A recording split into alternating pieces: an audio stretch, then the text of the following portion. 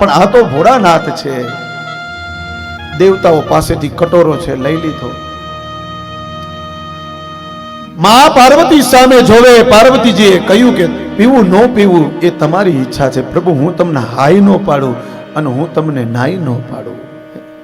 તમે જે કરશો એ યોગ્ય હશે.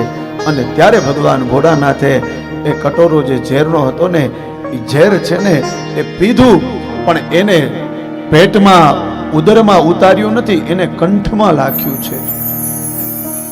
અને જેવું ઝેર પીધું એટલે ભગવાનનો કંઠ થયો નીલો. એટલે ભગવાન શિવનું એક નામ પડ્યું છે નીલકંઠ.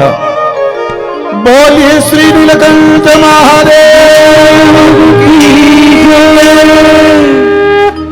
ભગવાનનું નામ પડ્યું છે નીલકંઠ મહાદેવ.